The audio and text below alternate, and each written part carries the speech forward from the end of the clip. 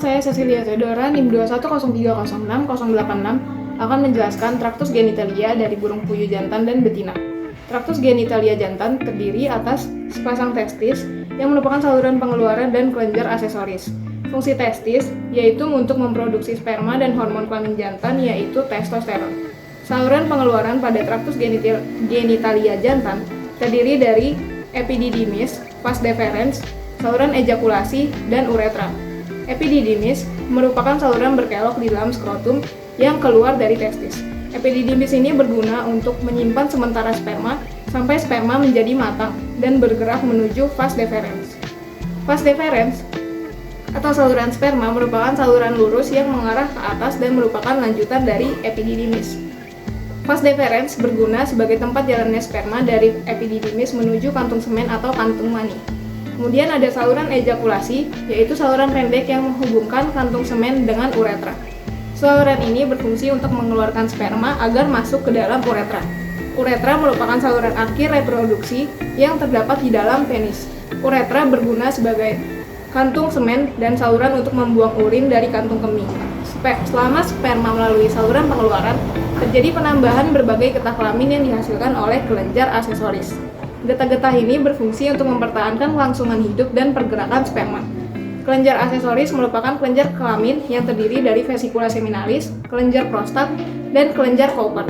Vesikula seminalis atau kantung semen merupakan kelenjar berlekuk yang terletak di belakang kantung kemih. Dinding vesikula seminalis menghasilkan zat makanan yang merupakan sumber makanan bagi sperma.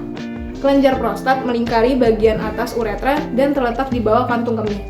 Pada kelenjar ini memiliki banyak mengandung mineral, dan kelenjar Cowper merupakan kelenjar yang akan memproduksi cairan yang berperan sebagai pelumas sebelum terjadi ejakulasi. Kemudian traktus genitalia betina, ada ovarium, merupakan organ genitalia yang menghasilkan ovum atau sel telur yang dibuahi oleh spermatozoa dan akan berkembang sebagai individu baru ovarium yang menghasilkan estrogen dan progesteron. Kemudian ada oviduk yang terdiri dari infundibulum yang merupakan bagian ujung saluran untuk menangkap sel telur yang diovulasi di ovarium. Kemudian ada ismus yang bertugas mensekresi membran atau sel telur. Kemudian magnum yaitu bagian terpanjang dari oviduk. Magnum memiliki sel gobelet yang akan mensekresi putih telur. Kemudian ada ismus, bagian terkecil dari oviduk, saluran yang mengangkat ovum setelah diovulasi dan merupakan saluran yang mengangkat sperma dan terjadinya fertilisasi. Kemudian ada uterus yang disebut glandula kerabang. Kemudian ada vagina yaitu tempat terjadinya ovoposisi dan sekresi kutikula. Kemudian ada kloaka yaitu bagian paling ujung tempat dikeluarkannya telur. Mulanya terbentuk ovum di dalam ovarium. Ovum yang matang akan dilepas oleh ovarium dan ditangkap oleh infundibulum. Kuning telur berada selama 15-30 menit. Kemudian pada persimpangan infundibulum dan magnum, jika terdapat spermatozoa, akan terjadi pembuahan telur, maka telur akan menjadi telur fertil. Jika tidak ada spermatozoa, maka telur tidak akan dibuahi, maka telur akan menjadi telur infertil. Lalu selanjutnya, kuning telur akan masuk ke bagian magnum dan putih telur akan disekresikan. Hal ini membutuhkan waktu selama 3 jam.